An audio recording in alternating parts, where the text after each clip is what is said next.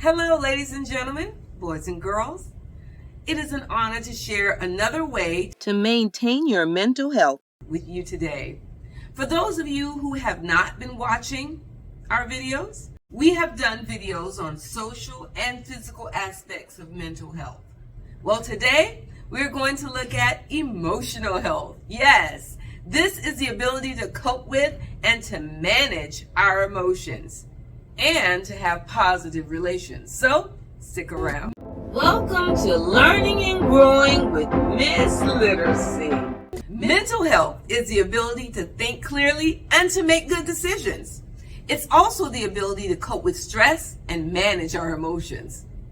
I grew up in a spiritually and emotionally sound environment as a child. One of the things that created a stable environment for me and that gave me the ability to cope with stress and manage emotions is how my family celebrates. In this video, I would like to share 5 emotional skills everyone needs to have a productive life. Are you ready? Okay. Number 1, the ability to regulate our emotions. While any of us can have times of highs and lows, our emotions actually spin out of control. For some people, it happens regularly. However, there are ways we can handle these emotional ups and downs, roller coasters, if you will. Their rapidly changing emotions can cause us to do and say things that we later regret. So how do we maintain this? How do we control it? We are going to be able to do that by regulating our emotions. As a child, I learned that we cried at funerals. We laughed at parties. I can remember when they surprised me with my birthday party. My godson was behind me, and he was so excited. We took pictures. Everyone celebrated. We celebrated at weddings. We expressed excitement and pride at graduation, and we were thankful at holidays. The balance came when others did the same thing with me. That taught me balance. My fondest memories are during Christmas time. Being the only children among many adults for years, my siblings and I racked up on Christmas gifts. All I knew was that adults showered us with love. Yes, boxes of them. Yeah, these adults came in family members, neighbors, church members. This gave me emotional joy during Christmas time, which carries over to this very day. Yeah, I was even told by one of my volunteers that I talk about Christmas every day. Well, it's a favorite of mine. Yeah, and I also share that same love that I felt with others during this time of year. So, it leads us to number 2. The ability to tolerate others. You know, tolerance is an important concept that helps people to live together peacefully. Being tolerant means accepting other people's opinions and preferences, even when they live in a way that you disagree. In every family, some persons act differently or they do things outside the box. My family's no different. I learned that when these people show up in our lives, we should love them. However, we do not have to agree with them or condone their behavior. Number 3, the ability to admit mistakes. To do this, we must own our mistakes. Yeah, whatever we commit. The following steps include taking responsibility for the impact that mistake may cause. That means taking a proactive stand to make solutions for that problem and communicating that mistake to those affected. The last thing most people forget in this process is trusting people to help them through the problem. We all make mistakes, but having someone to discuss it with is very important. Number 4, the ability to ask for help and support. You see, you can't see or touch things like companionships, affection, security, or appreciation, but they're just as valuable. The same goes for feeling heard and valued. Before we can ask for help, though, we must feel valued and worth the effort.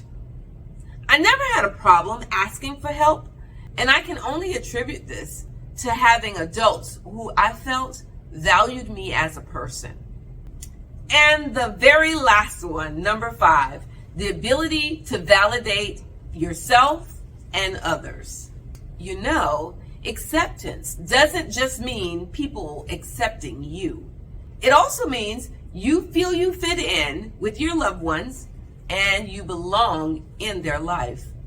This sense of belonging increases when you do things together, share your dreams and your goals for the future, and be honest about yourself and your situation. Even in disagreements, we want to know that our concerns are heard and that people understand where we're coming from. Emotional needs aren't set in stone. You might have different needs throughout your life. I know I can sense the need that I have from being a child to being an adult. It shifts from people to people, relationships to relationships. So what do we do about this? Well, as we learn more about ourselves and others, that we can build relationships. The key is to just be honest. Yeah, be honest with yourself and others. Being honest doesn't mean that you need to share every thought that comes across your mind. However, it does mean that you get to express your inward emotions. Even if you feel annoyed, for example, getting some physical and emotional space can help you work through these thoughts in healthy ways, and you can avoid taking it out on others. When it comes to space, asking for what you need is key. Since we all need privacy and emotional space, it should be easy to say something like, I need some time to think about this, or I have to think about this. Please give me some time. You see, when we are emotionally healthy, we will feel secure in our relationships.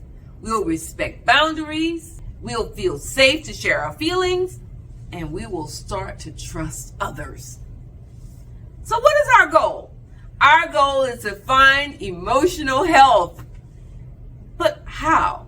What? When? Where? Try these 5 things. Number 1, respect. We want to be treated with kindness. Number 2, acceptance. We want to have our feelings and opinions and ideas valued. Number 3, importance. We want to feel appreciated. Yeah, we want to feel useful.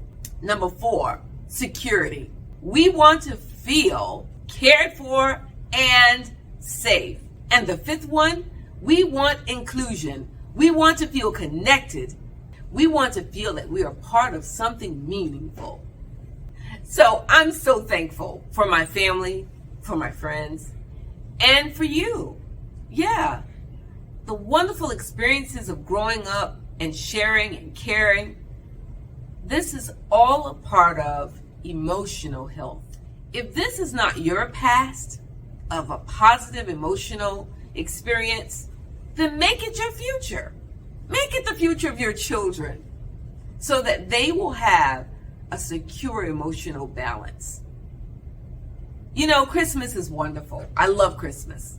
But Christmas might not be your excitement. Maybe it's St. Patrick's Day. Maybe it's Valentine's Day. Maybe it's your birthday. Maybe it's just your first day at work. Whatever it is, make it emotionally grand and set that example for your children, for their future. Thank you for listening. I hope you learned lots, and we are on our way to mental health. If you enjoyed Ms. Literacy's video, you should comment, like, and subscribe somewhere down there. Thank you for watching.